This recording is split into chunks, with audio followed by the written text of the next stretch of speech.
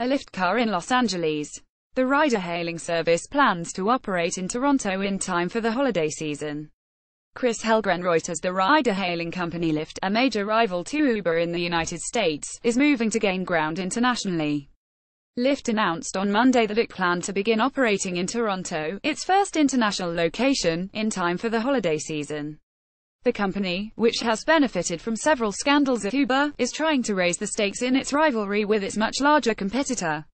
Lyft has begun exploring an initial public offering in 2018, and is in the process of raising $1 billion in financing, getting support from Alphabet's venture investment arm, Capital, along the way. Lyft has also been jockeying for space in the self-driving car sector, agreeing in September to a partnership with Ford Motor Company to develop autonomous vehicle designs and technology, and opening a research facility in Palo Alto, California.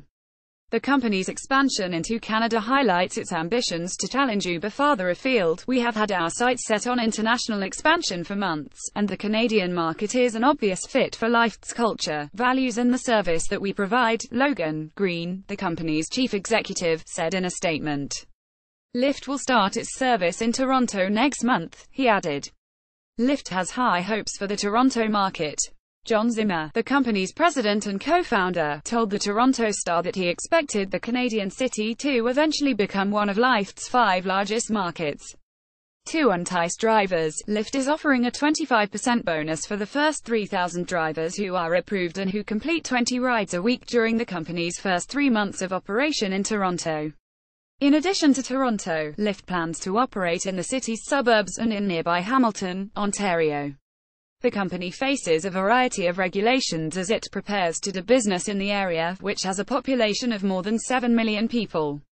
Mississauga, the largest of Toronto's suburbs and home to the area's international airport, has let Uber operate only on a trial basis since March and plans to review its rules in 2019. Uber, which began operating in Toronto 5 years ago, has encountered resistance in Canada.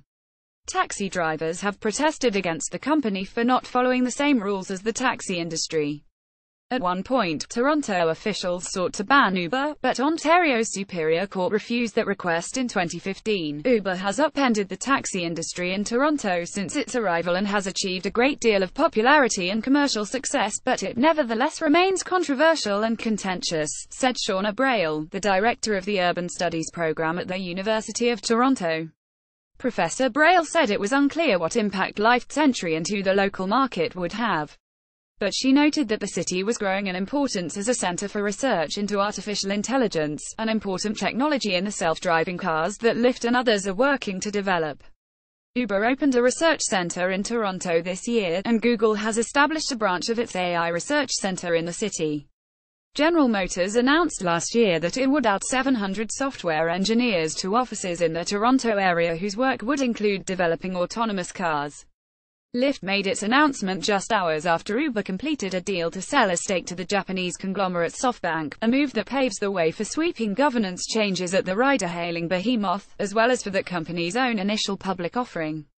Uber has been trying to repair its image, with Dara Khosrow-Shahi, the new chief executive, pushing a softer tone and a set of cultural values that includes the maxim, "We did the right thing."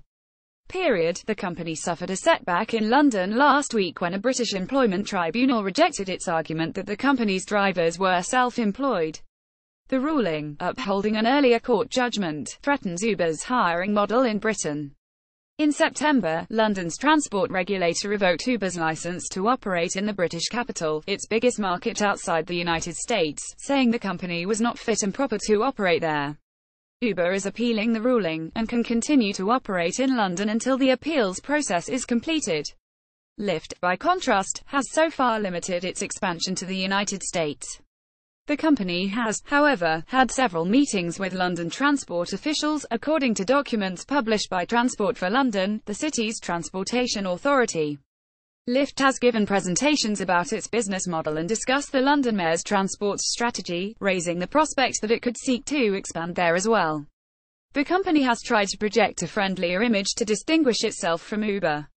Speaking to the Toronto Star, Mr. Zimmer said the company was focused on treating people well. Christine Hubbard, the operations manager for Beck Taxi in Toronto, said her family-owned firm would make no effort to block Lyft. "Bring it on. I don't care," Ms. Hubbard said. We've had to compete before, and will continue to compete. Correction: November 13, 2017. An earlier version of this article misstated the details of a program of study at the University of Toronto. The Urban Studies program is not part of the Munk School of Global Affairs.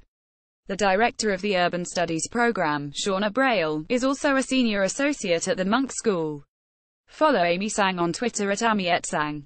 A version of this article appears in print on November 14, 2017, on page B2 of the New York edition with the headline "Lyft will begin operations in Toronto, its first market outside the U.S."